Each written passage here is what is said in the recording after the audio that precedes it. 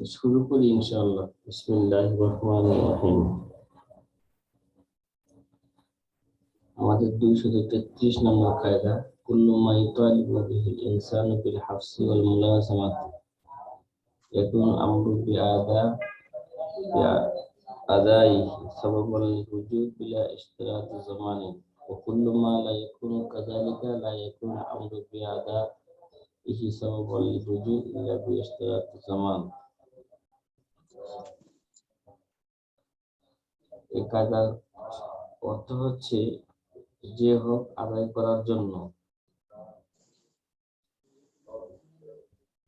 বান্দাকে বন্দী বা আটক করা যায়, এমন হক আদায় করার জন্য কাউকে আদেশ করাটা, এখন আমরু বিআদাইহি, এমন হক আদায় করার জন্য কাউকে আদেশ করাটা জিমান তথা ক্ষতিপূরণ এর শর্ত ছাড়াই, বিলেস্তারাতে জিমান, ক্ষতিপূরণের শর্ত ছাড়াই রুজু বা ফিরিয়ে নেওয়ার সবব হবে। রুজু বা কি ফিরিয়ে নেওয়ার সবব হবে। আর যে হক এমন হবে না, আদায় করার আদেশ করাটা জিমানের শর্ত ছাড়াই রুজু এর সবব হবে না। একটু ব্যাখ্যা বিশ্লেষণ বুঝলে বিষয়টা বুঝে আসবে সহজে। যদি কারো কাছে হক পাওনা থাকে, তাহলে সে স্বেচ্ছা আদায় না করলে তার থেকে উসুল করে নেওয়ার সুযোগ আছে, তাহলে বন্দি করে অথবা অন্য কোনো উপায়ে পাওনাদার তার থেকে পাওনা আদায় করে নিবে। যেমন কেউ যদি অন্য কাউকে বলে, তুমি ওই পরিমাণ সম্পদ অমুককে দিয়ে দাও, এরপর আদিষ্ট ব্যক্তি যদি তা দিয়ে দেয়, তাহলে নির্দেশদাতা থেকে এই পরিমাণ টাকা বা সম্পদ আদায় করে নিবে। নির্দেশদাতা আমি দিয়ে দেব এ কথা বলুক বা না বলুক। অনুরূপ ভাবে যদি ক্রেতা কাউকে বলে যে তুমি বিক্রেতাকে এই পরিমাণ টাকা দিয়ে দাও, বা ছিনতাইকারী অন্যকে বলে যে এই পরিমাণ টাকা অমুককে দিয়ে দাও, এরপর আদিষ্ট ব্যক্তি যদি দিয়ে দেয়, তাহলে পরবর্তীতে এই পরিমাণ টাকা নির্দেশদাতা থেকে নিয়ে নিবি। আর যে হক এই ধরনের নয়, অর্থাৎ তা আদায় না করলে বন্দি বা আটকে রাখা হয় না, সেক্ষেত্রে হুকুম এই যে, যদি সে কাউকে তা আদায় করার নির্দেশ দেয় এবং বলে যে তুমি অমুককে এই পরিমাণ টাকা দাও, যেমন বললো তুমি ভিক্ষুককে 5 টাকা দাও, পরবর্তীতে আমি দিয়ে দিব, তাহলে আদিষ্ট ব্যক্তি তার থেকে এই পরিমাণ টাকা ফিরিয়ে নিতে পারবে। আর যদি নির্দেশদাতা এই কথা না বলে যে পরবর্তীতে আমি দিয়ে দিব, তাহলে নির্দেশদাতা থেকে আদিষ্ট ব্যক্তি তা ফিরিয়ে নেওয়ার অধিকার রাখে না। এই ধরনের আলোচনা, এই কায়দাটা আমরা 204 নম্বর কায়দায় পড়েছি। কত? 204 নম্বর কায়দা। আর এই কায়দাটা একই, শুধু শব্দগত পার্থক্য। শুধু কি ভাই? শর্তগত পার্থক্য। শব্দগত পার্থক্য বলছি, শব্দগত। জি, তাহলে বোঝা গেল 233 নম্বর কায়দা আর 204 নম্বর কায়দা, ঠিক আছে? জি, একই উদাহরণ এগুলাই দিয়েছিলাম।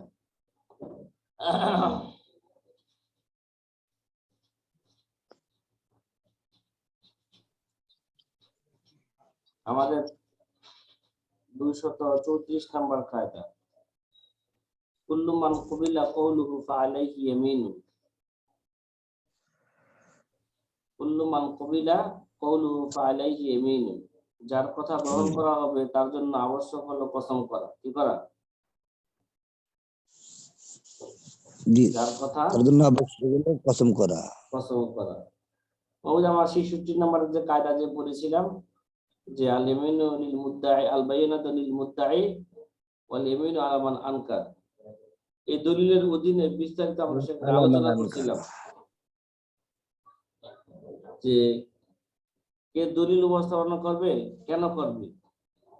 আর এই কায়দার সার কথা হলো, যদি বাদী দলিল উপস্থাপন করতে অক্ষম হবে তখন বিবাদের কথা গ্রহণযোগ্য হবে কসমের সাথে। ঠিক আছে, এই জি। কথা আমরা পূর্বে এগুলো বিস্তারিত আলোচনা করে আসছি। কুল্লু মান কুবিলা কাউলুহু ফালাইহি ইয়ামিনুন, এটা মনে করেন এই কায়দা চলে গেছে, এর ব্যাখ্যা বিশ্লেষণ 66 নম্বর কায়দার মধ্যে চলে গেছে। শাইখ আজকে থেকে তো 233 নম্বর কায়দা থেকে শুরু হবে। 233 হয়ে গেল তো। 233 শেষ, 34 এটা হচ্ছে আমাদের 34 নম্বর কায়দা, 234 নম্বর কায়দা। 34। জি, যেমন আমাদের কুদুরি কিতাবের মধ্যে আছে, যদি দর্জি এবং কাপড়ের মালিক উভয়ের মধ্যে এই নিয়ে দ্বন্দ্ব হয় যে কাপড়ের মালিক বলল আমি তোমাকে জামা বানানোর জন্য কাপড় দিয়েছিলাম, আর দর্জি বলল আঁকা বাঁকা বানানোর জন্য দেওয়া হয়েছিল। আনা এটা কি বলবো, এই মনে করেন এই দর্জি এবং কাপড়ের মালিকের মাঝে দ্বন্দ্ব হইতেছে কি নিয়ে। কাপড়ের মালিক বলল আমি তোমাকে জামা বানানোর জন্য কাপড় দিয়েছিলাম, জামা। আর দর্জি জামা। বলল না, আপনি তো জামা বানানোর জন্য দেন নাই, আপনি দিয়েছিলেন যে একটা জুব্বা বানানোর জন্য। ঠিক আছে, জি। আচ্ছা, তাহলে কাপড়ের মালিকের কথা গ্রহণযোগ্য হবে, তবে কসম করতে হবে। অনুরূপভাবে যদি রংকারী ও কাপড়ের মালিকের মধ্যে এই মর্মে দ্বন্দ্ব হয় যে কাপড়ের মালিক বলল আমি তোমাকে লাল রং দেওয়ার কথা বলছিলাম, তুমি সবুজ রং দিয়েছো, আর রংদাতা বলল আপনি আমাকে সবুজ রং দেওয়ার কথা বলেছিলেন, তখন কাপড়ের মালিকের কথা গ্রহণযোগ্য হবে কসমের সাথে। মোট কথা যে যেখানেই মনে করেন ইখতিলাফ হবে, জি। ইখতিলাফপূর্ণ বিষয়ে বাদীর সাথে দলিল চাওয়া হবে। যদি বাদী দলিল পেশ করতে না পারে তাহলে বিবাদের কথা কসমের সাথে কি হবে, গ্রহণযোগ্য হবে। জি, আমরা এই সমস্ত কথাগুলো 66 নম্বর কায়দার মধ্যে ওই জায়গায় বিস্তারিত আলোচনা করছিলাম। এরকম অনেকগুলো কায়দা গেছে এই জাতীয়। কুল্লু জি। মান কবিলা কাউলুহু ফালাইহি ইয়ামিনুন, 235 নম্বর কায়দা। কুল্লু মান কানা মাহবুসান বিহাক্কিল গায়র কানাত নাফকাতুহু আলাইহি। কুল্লু মান কানা মাহবুসান বিহাক্কিল গায়র কানাত নাফকাতুহু আলাইহি। কান। দেখেন, এর অর্থ হচ্ছে যে ব্যক্তি অন্যের হকের কারণে আবদ্ধ থাকে। কুল্লু মান কানা মাহবুসান বিহাক্কিল গায়র, যে ব্যক্তি অন্যের হকের কারণে আবদ্ধ থাকে তার খরচাদি তার জন্য আবদ্ধ, তার খরচাদি যার জন্য আবদ্ধ হয়েছে সে বহন করবে। জি। ঠিক আছে, যে জি ব্যক্তি স্যার। অন্যের হকের কারণে আবদ্ধ থাকে তার খরচাদি যার জন্য আবদ্ধ হয়েছে সে বহন করবে। কুল্লু মান কানা মাহবুসান বিহাক্কিল গায়র কানাত নাফকাতুহু আলাইহি। দেখেন, যদি কেউ অন্যের কারণে আবদ্ধ থাকে, এটা বিবেকের বিষয়। দেখেন, যদি কেউ অন্যের কারণে আবদ্ধ থাকে তাহলে যার কারণে আবদ্ধ থাকবে তার উপর তার খরচ দেওয়া আবশ্যক। ঠিক আছে, এখন জি বর্তমান স্যার। যুগে মসজিদের ইমামগণ আর ঘরের স্ত্রীগণ আবদ্ধের দিক দিয়ে এক ধরনের কিনা বলেন? ঘরে স্ত্রী স্বামীর কাছে আবদ্ধ থাকে, ঠিক না? কথা বলেন না। আর বর্তমান যুগে মসজিদের ইমামরাও কি থাকে, কমিটির কাছে কি থাকে, আবদ্ধ থাকে। অনেক মসজিদ আছে যে আপনি শুধু 5 ওয়াক্ত নামাজ পড়াবেন আর অন্য কিছু করতে পারবেন না, এই শর্তে চাকরি করতে পারবেন। আবদ্ধ হয়ে গেল না? কথা বলেন না।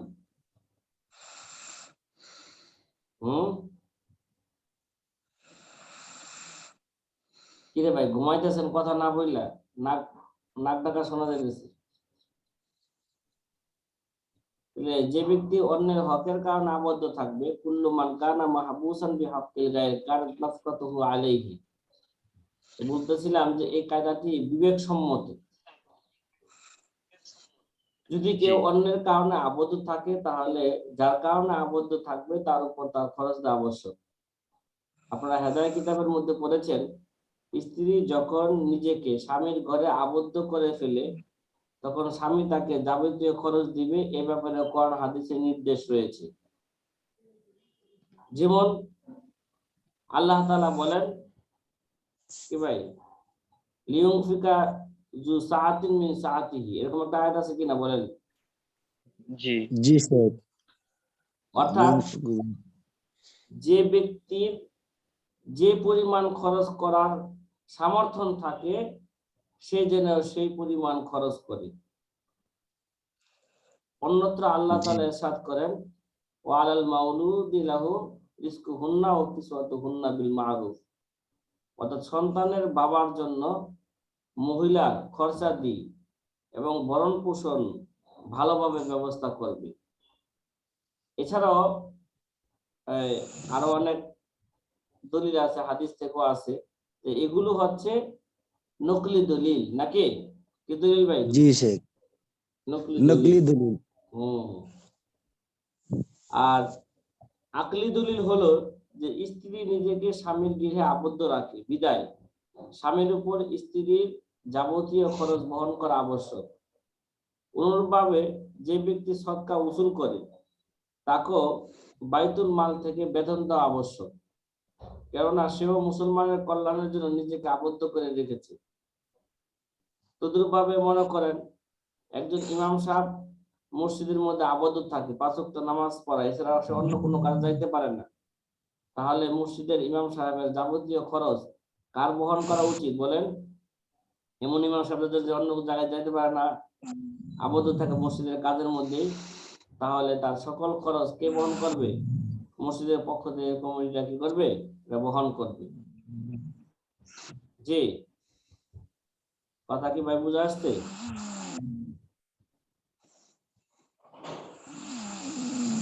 বাবা রে বাবা, এমন নাক ডাকতেছেন ক্লাসের মধ্যে। জি জি ওনার বন্ধন দেখে। দেখেন, আমরা তো এই গতকালও বললাম কুল্লু কারদিন যারা নাফান ফাহুয়া রিবা, ঠিক না? ফাহুয়া রিবা হারাম। এবং আপনারা হেদায়েত রাবের মধ্যে পড়েছেন, কিতাবুর রেহেনের মধ্যে, যে বন্দুকি বস্তু দ্বারা তো কোনরূপ লাভবান হওয়া যায় না, কারণ যদিও বস্তুটি বন্ধকের কারণে বন্ধক দাতার কাছে রাখা হয়, কিন্তু যদি ওই বস্তু থেকে কোনো লাভ হয় তাহলে এর মালিক মূল বস্তুটির মালিক, অতএব এর খরচাদি বন্ধক দাতার উপরে বর্তাবে, বন্ধক গ্রহীতার উপরে নয়।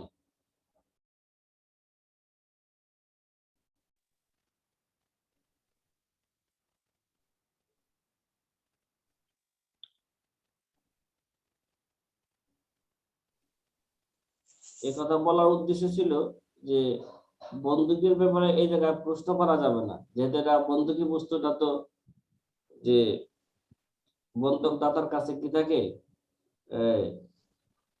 রাখা হয়, তাহলে যেহেতু তার কাছে আবদ্ধ থাকে, যেহেতু খরচটা হেফাজত করার দায়িত্ব তার, লাভটা তারই হওয়ার কথা, কিন্তু বন্ধকি বিষয়টা এর উপরে কি করা যাবে না, বন্ধকি বিষয়টাকে এর উপরে কিয়াস করা যাবে না, যে কুল্লু মান জি কানা মাহবুসান বিহাক্কিল গায়র কান নাফকাতুহু আলাইহি। জি, আমাদের 236 নাম্বার কায়দা। 236 নম্বর কায়দাটা কি? কায়দাতুন কালিমাতু কুল্লিন তুজিবুল ইহাতাতা আলা সাবিলিল ইনফিরাদ। আগে একটা গেছে না, কি কালিমা গেছে? প্রথম দিকে একটা কায়দা গেছে না, কালিমাতু আইন, আইন নাকি? জি কায়দাটা জি খেয়াল আছে? আর এখানে আসতেছে কালিমাতু কুল্লিন তুজিবুল ইহাতাতা আলা সাবিলিল ইনফিরাদ, যে কালিমাতু কুল্লিন তুজিবুল ইহাতাতা আলা সাবিলিল ইনফিরাদ, যে কুল শব্দটি আলাদা, কুল শব্দটি আলাদাভাবে সকলকে বেষ্টন করে। কি ভাই? আলাদাভাবে সকলকে বেষ্টন করে। কালিমাতু কুল্লিন তুজিবুল ইহাতাতা আলা সাবিলিল ইনফিরাদ, যে কুল্লুন শব্দটি যে আলাদা আলাদাভাবে সকলকে কি করে? শামিল হ্যাঁ, বেষ্টন করে, ইহাতা করে। দেখেন, কুল্লুন শব্দ আলাদা আলাদাভাবে সকলকে শামিল করে, সমষ্টিগতভাবে সকলকে শামিল করে না। যার 4 জন স্ত্রী আছে, সে যদি তার 4 জন স্ত্রীর ব্যাপারে বলে কুল্লু ইমরাআতিন লি তাদখুলুদ দার ফাহিয়া তালিকুন, কি বললো? কুল্লু ইমরাআতিন লি তাদখুলুদ দার ফাহিয়া তালিকুন, অর্থাৎ আমার প্রত্যেক স্ত্রী যে ঘরে প্রবেশ করবে সে তালাক। আমার প্রত্যেক স্ত্রী যে ঘরে প্রবেশ করবে সে কি? তালাক। তালাক তাহলে এরপর যদি একজন স্ত্রী ঘরে প্রবেশ করে, তাহলে তার উপর তালাক পতিত হবে। অন্যান্য স্ত্রীদের দাখিল হওয়ার উপর তালাক মওকুফ থাকবে না। ঠিক আছে? যে প্রবেশ করবে তার উপর কি হয়ে যাবে? তালাক পতিত হয়ে যাবে, কারণ কুল্লুন শব্দটি আলাদা আলাদা ভাবে সকলকে কি করে? বেষ্টন করে। সুতরাং এই সূরাতে কুল্লু ইমরাআতিন লিতাদখুলুদ দারা ফাহিয়া তালিকুন, যেই প্রবেশ করবে এ কথা দ্বারা তার উপরে কি হয়ে যাবে? তালাক পতিত হয়ে যাবে। কেননা কুল্লুন শব্দটি প্রত্যেক তালাক শব্দকে আলাদা আলাদা ভাবে বোঝানোর জন্য ব্যবহৃত হয়। ঠিক আছে? কুল্লু ইমরাআতিন লিতাদখুলুদ দার ফাহিয়া তালিকুন। এখন এখানে একটু ব্যাখ্যা আপনাদের স্মরণ রাখলে আপনাদের জন্য সুবিধা হবে, সেটা হচ্ছে এই কুল্লুন শব্দের ব্যবহারের পদ্ধতি কি হতে পারে, কি কি পদ্ধতি আছে। দেখেন, কুল্লুন শব্দটি, কুল শব্দটি সবসময় এজাফত হিসাবে ব্যবহার হয়। কি হয়? সবসময় ইজাফাত হিসাবে ব্যবহার হয়। এজাফত হিসাবে ব্যবহার হয়। এর জন্য এটা সাধারণত ইসিমের উপরে প্রয়োগ হয়, ফেলের উপর আসে না। কুল্লুন শব্দটা কিসব আসে না? ফেলের উপর আসে না, সবসময় ইসিমের উপর প্রয়োগ হয়ে থাকে। এই জন্য যদি সে বলে কুল্লু ইমরাআতিন আতাজাওয়াজুহা ফাহিয়া তালিকুন, কুল্লু ইমরাআতিন আতাজাওয়াজুহা ফাহিয়া তালিকুন, প্রত্যেক ওই মহিলা যার সাথে আমার বিবাহ হবে সে তালাক, তাহলে এমন কথা বলার পর সে যে মহিলাকে বিবাহ করবে সেই তালাক হয়ে যাবে। যদি একের পর এক 50 জন মহিলার সাথে বিবাহ করে, তাহলে সবাই তালাক হয়ে যাবে। তবে যদি একজনের সাথে দ্বিতীয়বার বিবাহ করে, তাহলে দ্বিতীয়বার বিবাহ করলে তালাক হবে না।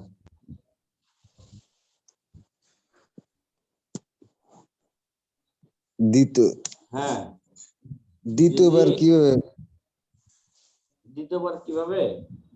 জি এখানে বলছে না, কুল্লু ইমরাতিন লিতাদখুলু দার ফাহিয়া তালিকুন, যেই মহিলাকে আমি বিবাহ করব, ঠিক আছে না, যে কুল্লু ইমরাতিন আতাজাওয়াজুহা ফাহিয়া তালিকুন, জি যেই মহিলাকে আমি বিবাহ করব সে কি তালাক না? তাহলে তালাক। বিবাহর সাথে সাথে তালাক হয়ে যাবে, মানে দুকুলের আগেই, দুকুলের আগেই তালাক হয়ে গেলে এক তালাকে বাইন হয়ে যায়, জি তালাকে বাইন, ঠিক আছে। তালাকে জি বাইনের শুরুতে, এই শুরুতে তো ইদ্যত পালন করা কি, এই ইদ্যত পালন করা কি জরুরি বলেন? জি না। আচ্ছা, যদি জরুরি নাই হয়, মনে করেন এই, তারপর যদি তাকে এক তালাকে কোনো মহিলাকে বাইন দিলে এর হিলা লাগবে, হিলা লাগবে না, শুধু নতুন করে বিবাহ করাইলে বিবাহ কি হয়ে যাবে গা, সহি হয়ে যাবে। হিল্লার প্রয়োজন নেই শেখ না। হ্যাঁ হ্যাঁ, হিল্লা এই দিলে, দিলে এখানে যদি দ্বিতীয় বিবাহ করার সাথে সাথে সুযোগ আছে কিনা বলেন না? সেটাই তো প্রশ্ন, মানে হ্যাঁ তালাক হওয়ার পরে তো হ্যাঁ, আবার তালাক ওই হয়ে গেছে, এক তালাকে বাইন হয়ে গেলে তো আবার তো বিবাহ করার সুযোগ আছে, আবার নতুন করে দুজন সাক্ষী রেখা আবার ইজাব কবুল করলে আবার আবার বিয়া করতে পারবে, কথা বুঝছেন? ইয়া তালাক দিলে তো ইয়া অন্য ঘাটের পানি খাওয়াইতে হয়। আর অন্য ঘাটের পানি খাওয়াতে 3 তালাক দিলে সে, ও জি হাই হাই, অন্য ঘাটের পানি খাওয়াইবেন আপনি, মাশাআল্লাহ, জি। ঠিক আছে। অন্যের ঘাটের পানি না খাওয়ালে বেশি ভালো না? কি কর, নিজের ঘাটের অন্য পানি খা, অন্যের ঘাটের পানি কি খাওয়া দরকার আছে? কিন্তু শাইখ এখানে তো উনি তো বলেছেন যে আমি যাকে বিয়ে করবো সেই তালাক, তো সেই তো পরের তালাক বার পরের বার বিয়ে করলেও তো আবার হয়ে যাবে তালাক না, একই মেয়েকে। দ্বিতীয়বার বিবাহ করলে তালাক হবে না।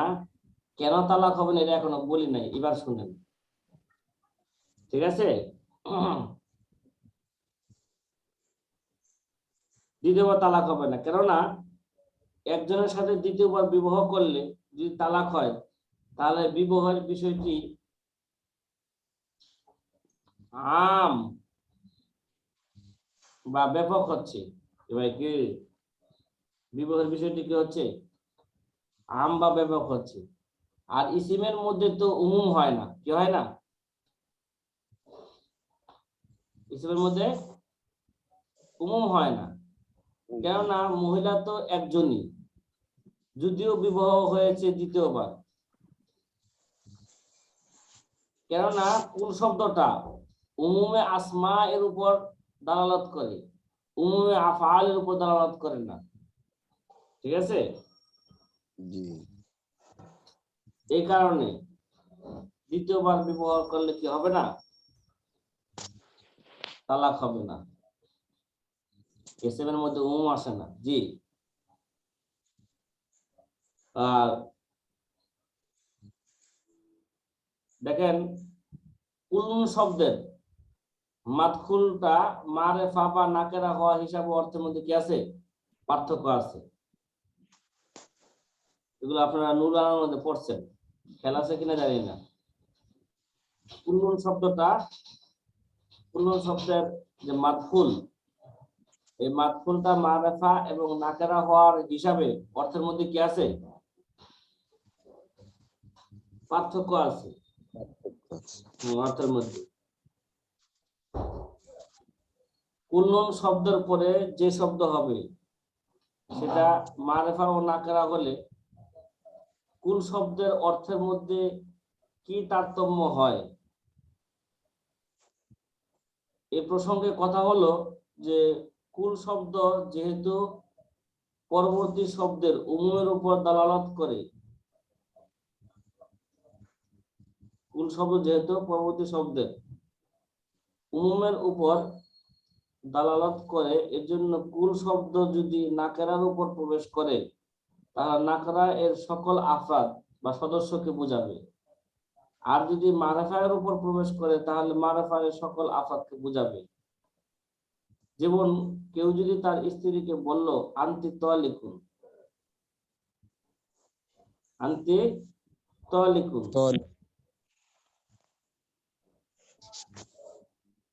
কুল্লু আনতি তালিকুন কুল্লু তাতলিকাতি, তাহলে স্ত্রীর উপর 3 তালাক পতিত হবে। কি হবে? স্ত্রীর উপর 3 তালাক পতিত হবে। কুল্লু তাতলিকাতিন কইছে, আনতি তালিকুন কুল্লু তাতলিকাতিন, তাহলে স্ত্রীর উপর 3 তালাক পতিত হবে। আর যদি বলে আনতি তালিকুন কুল্লু তাতলিকাতি, তাহলে 1 তালাক পতিত হবে। কেননা প্রথম শুরুতে কুল শব্দটি নাকেরার উপর প্রবেশ করেছে, বিদায় তালাকের সংখ্যার মধ্যে উমুমিয়ত তৈরি হয়েছে। আর তালাকের মোট সংখ্যা হচ্ছে 3টি, এই জন্য স্ত্রীর উপর 3 তালাক পতিত হয়ে যাবে। আর দ্বিতীয় অবস্থায় কুল শব্দটি মারফার উপর প্রবেশ করেছে, প্রবেশ করার কারণে তালাকের সকল জুজ তথা অংশের ব্যাপকতা তৈরি করেছে। আর তালাকের সকল অংশ মিলে 1 তালাক হয়, এর জন্য 1 তালাক পতিত হবে।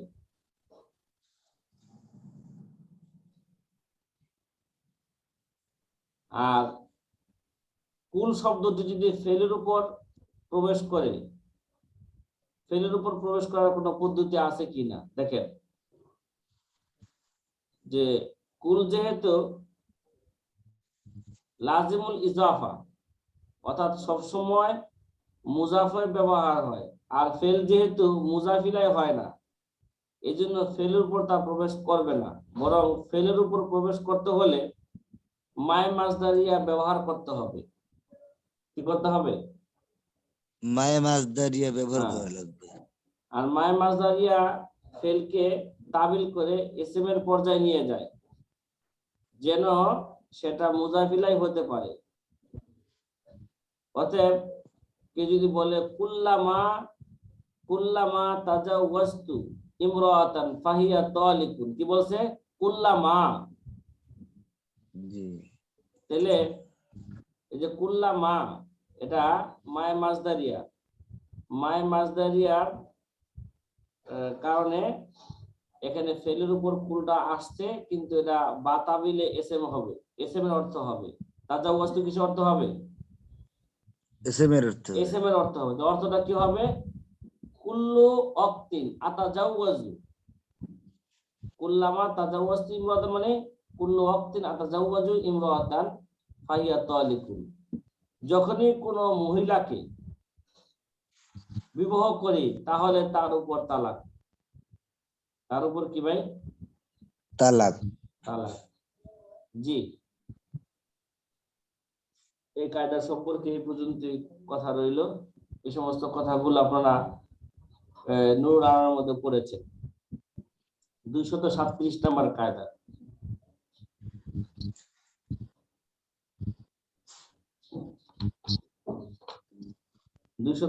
নম্বর কায়দা কি আমাদের? কালিমাতু মা নাকি? কালিমাতু মা ইউজিবুল উমুমা, মা শব্দটি ব্যাপকতা বোঝায়। কি বোঝায় ভাই? মা শব্দটি ব্যাপকতা বোঝায়। ব্যাপকতা বোঝায়। কালিমাতু মা ইউজিবুল উমুমা, মা শব্দটি ব্যাপকতা বোঝায়। দেখেন একটা শব্দ আছে মান,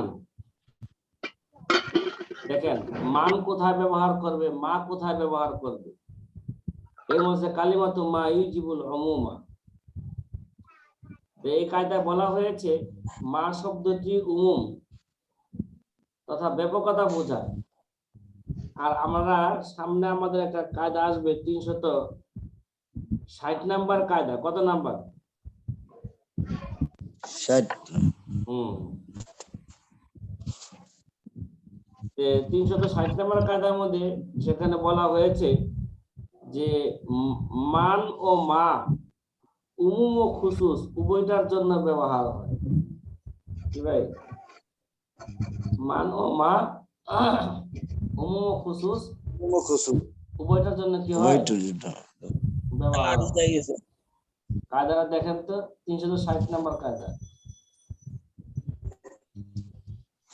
মান হ্যাঁ মান ও মা ইহতামিলান আল উমুম ওয়াল খুসুস ওয়া আসলুহুমা আল উমুম। পাইছেন? জি তাহলে উভয় কায়দার কোনো সংঘর্ষ নেই, এই দুই কায়দার মাঝে কোনো তাআরুজ নেই। কেননা 237 নাম্বার কায়দাতে মূল প্রণয়নের কথা বলা হয়েছে, এই জন্য উমুমের কথা বলা হয়েছে, কারণ উভয়টার মান এবং মা উভয়টার আসল হচ্ছে উমুম। জি মা শব্দ চাই ইস্তেফহামের জন্য হোক অথবা অন্য কোনো অর্থে হোক, তা আম অর্থ দিবে। যদিও করিনার কারণে খুসুসের অর্থ দিবে। কি ভাই, কখনো কখনো করিনার কারণে কি অর্থ দেয়? খুসুসের অর্থ দেয়। যেমন যদি প্রশ্নের জন্য কেউ বলে মান ফিদ দার, ঠিক আছে, মান ফিদ দার, আর এর উত্তরে যদি বলা হয় যায়, তাহলে তা সহি হবে। তদ্রূপ যদি উত্তরে বলে হ্যাঁ কয়েকজন আছে, যেমন খালেদ, উমর, বকর, তাহলে সহি হবে। অনুরূপভাবে যদি শর্ত এর জন্য বলে মান জারানি ফালাহু দিরহামু, যে ব্যক্তি আমার সাথে সাক্ষাৎ করবে আমি তাকে পুরস্কার দিব, চাই একজন দেখা করুক বা একাধিক। মোট কথা হলো মান ও মা সাধারণত উমুম ও খুসুস উভয় অর্থে ব্যবহার হয়, কিন্তু বাকি উমুম অর্থ হলো আসল, আর খুসুস অর্থ রূপকভাবে ব্যবহার হবে। ঠিক আছে? জি তাহলে মান ও মা এই ব্যবহার বিধি সংক্রান্ত আমরা নূর আনার মধ্যে পড়েছিলাম, মান এবং মা কোথায় ব্যবহার করে নাকি? জি শেখ। কালিমাতু মা ইজিবুল উমুমা, মা শব্দটি ব্যাপকতা বোঝায়। জি এই পর্যন্ত থাকলে কায়দার জন্য। জি আমাদের কত নম্বর কায়দা? বাবুল লাম শুরু হতে যাচ্ছে।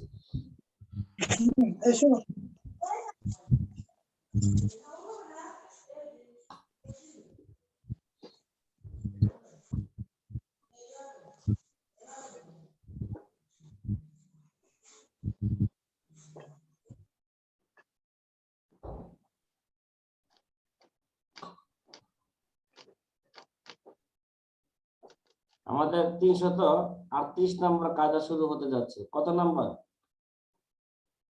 338। 238। জি তাহলে বাবুল লাম, লামের কায়দা শুরু হবে যে কায়দাতুল ইশারাতি উমুমুন কামা লিল ইবারাতি। কি বলছে ভাই? লিল ইশারাতি কায়দাতুন লিল ইশারাতি উমুমুন কামা লিল ইবারাতি। কয় ইশারাতুন নস, নস ও উমুমের অর্থ বোঝায়। ইশারাতুল উদ্দেশ্য ইশারাতুন নস, ইশারাতুন নস কিসের অর্থ বোঝায়? উমুমের অর্থ বোঝায়। যেমনি ভাবে ইবারাতুন নস উমুমের অর্থ বোঝায়। তাহলে ইবারাতুন নস যেমনি ভাবে উমুমের অর্থ বোঝায়, তেমনি ভাবে ইশারাতুন নস উমুমের অর্থ বোঝায়। লিল ইশারাতি উমুমুন কামালিল ইবারাত, কামালিল ইবারাত। ইশারাতুন নস কাকে কয়, ইবারাতুন নস কাকে কয়, এগুলো তো আমরা উসুলে শাসের মধ্যে নুরুল আনার মধ্যে বিশেষভাবে পড়েছি, ঠিক না? জি হ্যাঁ জি। তারপর আবার একটু স্মরণ করে দেওয়ার জন্য বলতেছি যে ইবারাতুন নসের আবেদনিক এবং পারিভাষিক অর্থ কি একটু আবার স্মরণ করেন। যে ইবারত অর্থ বর্ণনা করা, স্পষ্ট করা, ঠিক আছে? আর নস অর্থ শব্দ। তাহলে ইবারাতুন নস এর অর্থ শব্দের স্পষ্টতা। কি ভাই, ইবারাতুন নস মানে কি? শব্দের স্পষ্টতা। পরিভাষায় পারিভাষিক অর্থ কি ইবারাতুন নসের? যে উদ্দেশ্যে বাক্য বলা হয় সেটাকে বোঝানো শব্দের মধ্যে কোনো তাবিল বা ব্যাখ্যা করা ছাড়া প্রণীত অর্থে ব্যবহার করা হয়। মানে যে উদ্দেশ্যে বাক্যটাকে চালানো হয়েছে সেই উদ্দেশ্যটাকে বোঝানোর জন্য এটা ব্যাখ্যা বিশ্লেষণ করা ছাড়াই বুঝে আসতেছে। ঠিক আছে, তাকে বলা হয় কি ভাই? ইবারাতুন নাস। ইবারাতুন নাস। আরেকটা বিষয় হলো ইশারাতুন নাস। ইশারাতুন নাসের পরিচয় হলো যে বাক্যের ওই অর্থ যা শব্দের মধ্যে সামান্য চিন্তা করলে বুঝে আসে। কি ভাই, বাক্যের ওই অর্থ যা শব্দের মধ্যে সামান্য চিন্তা করলে বুঝে আসে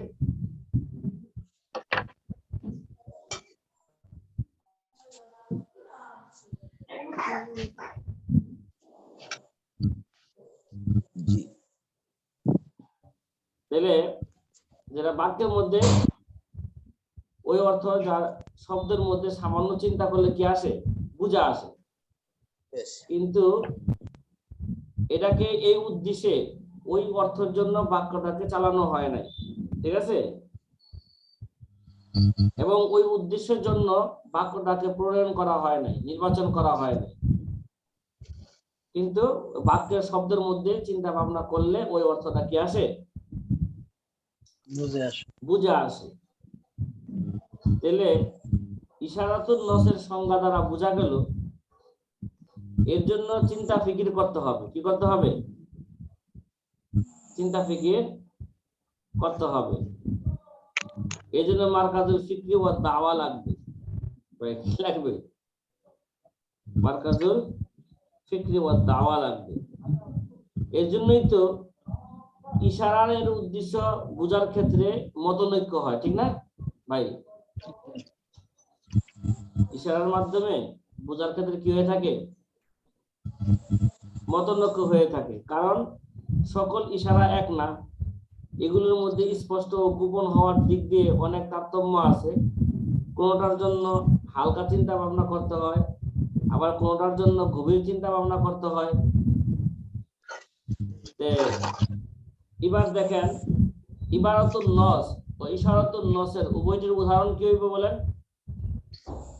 যেমন আল্লাহ তাআলার বাণী ওয়া আলাল মাউলুদি লাহু রিজকুহুন্না ওয়া কিসওয়াতুহুন্না। ঠিক আছে, ওয়া আলাল মাউলুদি লাহু রিজকুহুন্না ওয়া কিসওয়াতুহুন্না। যার বাচ্চা তার উপর দুগ্ধ দানকারিনীর খরচের ভার বহন করতে হবে। বাচ্চা যার তার উপর দুগ্ধ দানকারিনীর খরচের ভার বহন করতে হবে। তাহলে দেখেন ইবারাতুন নসের উদাহরণ তো এটা এই হিসাবে হয় যে দুগ্ধ দানকারিনীর খরচ বাচ্চার বাবাকে বহন করতে হবে। এটা উক্ত আয়াত দ্বারা বোঝা যায়, কোনো চিন্তা ভাবনা ছাড়াই স্পষ্টভাবে বুঝে আসে। ঠিক না, বলেন না? কোনো চিন্তা ভাবনা করা লাগে ইবাদতের মধ্যে? কথা বলেন না। আর সামান্য চিন্তার পর বুঝে আসে যে বাচ্চার বংশধারাও বাবার থেকে প্রমাণিত হবে। কি ভাই, তো সামান্য চিন্তা করলে বোঝা যায় কি বাচ্চার বংশধারাও বাবার থেকে কি হবে, প্রমাণিত হবে। এটা হচ্ছে ইশারাতুন নস। কেননা এ কথা বোঝার জন্য এই আয়াত আনা হয়নি, আর এটা বোঝানো এখানে উদ্দেশ্য নয়। এটা বোঝানো কি নয়, এখানে উদ্দেশ্য নয়। এখন মূল কথার মধ্যে আসি যে ইবারাতুন নস দ্বারা যেমন উমুম বোঝায়, ইশারাতুন নস দ্বারা তেমনি ভাবে কি বোঝায়, উমুম বোঝায়। কেননা উমুটির মূল নস থেকে সাবেত হয়। উমুটির মূল কি ভাই, নস থেকে কি সাবেত নয়। আর নসের প্রাসঙ্গিক বিষয় হলো উমুম এবং খুসুস। অতএব উভয়টি আমও হবে আবার খাসও হবে।